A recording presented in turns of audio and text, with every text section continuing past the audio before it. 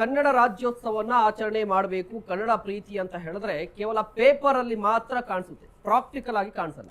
ಹೌದು, ಮೊದಲನೇದಾಗಿ ನಾವೆಲ್ಲ ಕನ್ನಡಿಗರು ಅಂತ ಹೇಳಿದ ತಕ್ಷಣ ನಮ್ಗೆಲ್ರಿಗೂ ಕೂಡ ಹೆಮ್ಮೆ ಆಗುತ್ತೆ. ಯಾಕಂದ್ರೆ ವೀರ ಕನ್ನಡಿಗರು ಅಂತ ಹೇಳ್ಕೊತೀವಿ ನಾವು. ಆದರೆ ಇವತ್ತು ಬಹಳಷ್ಟು ಜನ ಇವತ್ತು ಆಟೋ ಡ್ರೈವರ್ಗಳು, ಕಾರ್ ಡ್ರೈವರ್ ಕೇವಲ ಅಲ್ಲಿ ಮಾತ್ರ ಉಳಿದಿದೆಯಾ ಕನ್ನಡ ಅಂತ ಹೇಳಿ ನಮಗೂ ಕೂಡ ಒಂದು ಸಂಶಯ ಬರುವಂಥದ್ದು.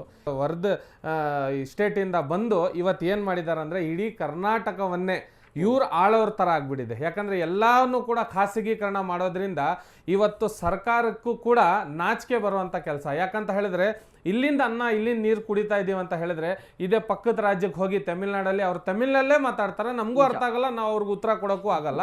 ಅದೇ ಇಲ್ಲಿ ನೀವು ಹೋಗಿ ನೋಡಿ, ಈ ಸೇಟುಗಳು ತುಂಬಿಕೊಂಡಿದ್ದಾರೆ, ಈ ದಿಲ್ಲಿಯವರು ಬಂದು ಫುಲ್ ಆಗಿಬಿಟ್ಟಿದ್ದಾರೆ, ಯು ಪಿ ಬಿಹಾರ್ ಅವರು.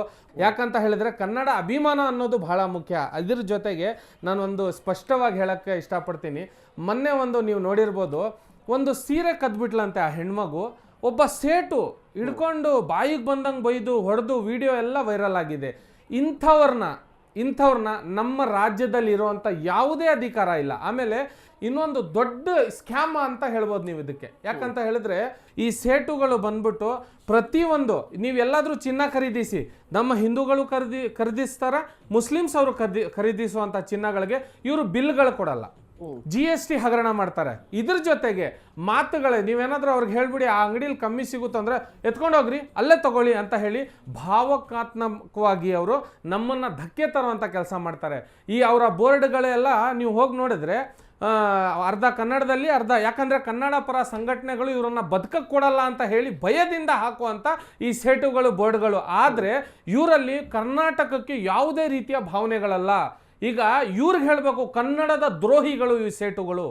ಯಾಕಂತ ಹೇಳಿದ್ರೆ ನಾವು ಕರ್ನಾಟಕದಲ್ಲಿ ಹುಟ್ಟಿದ್ರೆ ಅಂದ್ರೆ ಇಲ್ಲಿಂದ ಹೋಗಿ ದಿಲ್ಲಿಲಿ ಸಾಯ್ತೀವ, ನಾವು ಕರ್ನಾಟಕದಲ್ಲೇ ಸಾಯ್ತೀವಿ ತಾನೆ, ನಾವು ಇದೇ ಮಣ್ಣಲ್ಲಿ ಹೋಗ್ತೀವಿ ತಾನೆ. ಈ ಮಣ್ಣಿಗೆ ಒಂದು ಚೂರು ಪ್ರೀತಿ ಇಲ್ದಿರೋರು ಇವತ್ತು ನೀವೆಲ್ಲಾದ್ರೂ ಹೋಗಿ, ಈಗ ಬ್ಯಾಂಕಲ್ಲಿ ಹೇಳಿದ್ರು ನಮ್ಮ ಲೀಡ್ರು, ನಾನು ಒಂದು ವಿಷಯ ಹೇಳಕ್ಕೆ ಇಷ್ಟಪಡ್ತೀನಿ. ಹಳ್ಳಿಗಳಲ್ಲೆಲ್ಲ ಬ್ಯಾಂಕಲ್ಲಿ ಕನ್ನಡ ಮಾತಾಡಲ್ಲ ಅಂತ. ಈ ಬ್ಯಾಂಕ್ಗಳು ನಡೆಸ್ತಾ ಇರೋ ಮ್ಯಾನೇಜರ್ಗಳು ಯಾರು ಅಂದರೆ ಹಿಂದಿಯವರು. ಇವ್ರ ಕೈ ಕೆಳಗಡೆ ಕೆಲಸ ಮಾಡುವಂತ ಡಿಗ್ರಿ ಆಗಿರುವಂತ ಯುವಕರು ಕನ್ನಡಿಗರು. ಇವರು ಬಂದು ಉಸುಲಿಗೆ ಬರೋದು, ಯಾರು ಹುಡುಗರು ಕಳಿಸೋದು. ಇವ್ರ ಓನರ್ ಯಾರು ಅಂತ ಹೇಳಿದ್ರೆ ಅಂತಹ ಸೇಟುಗಳು. ಒಂದು ಕಾಲದಲ್ಲಿ ಈ ತರ ಬರುತ್ತೆ, ನಾವೆಲ್ಲರೂ ಕೂಡ ಅವ್ರಿಗೆ ಶರಣಾಗಬೇಕಾಗುತ್ತೆ. ಇದನ್ನ ಅವಕಾಶ ಕೊಡಬೇಡಿ. ರಾಜ್ಯ ಸರ್ಕಾರ, ಯಾವುದೇ ಸರ್ಕಾರ ಬರಲಿ ಅದು ಮುಖ್ಯ ಅಲ್ಲ, ಕನ್ನಡಿಗರ ಭಾವನೆಗೆ ಧಕ್ಕೆ ಬರ್ದಂಗೆ ನಡ್ಕೊಳ್ಳೋದು ಅವ್ರು ಹೇಳಿದ್ರು, ಅದನ್ನ ಇಂಪಾರ್ಟೆಂಟ್ ಅಂತ. ಇದ್ರ ಜೊತೆಗೆ ಈ ತರ ಮುಸಲ್ಮಾನರ ಅವಶ್ಯಕತೆ ಈ ರಾಜ್ಯಕ್ಕೆ, ಈ ದೇಶಕ್ಕೆ ನಿಜವಾಗ್ಲೂ ನಾನು ಈ ವಾಹಿನಿ ಮುಖಾಂತರ ಅವರಿಗೆ ನಾನು ಕಂಗ್ರ್ಯಾಚುಲೇಷನ್ಸ್ ಹೇಳ್ತೀನಿ. ಅವ್ರಿಗೆ ಇರ್ತಕ್ಕಂಥ ಕನ್ನಡಾಭಿಮಾನ ಆಗಿರ್ಬೋದು, ಮತ್ತೊಂದು ಸಣ್ಣ ಬ್ರೇಕ್.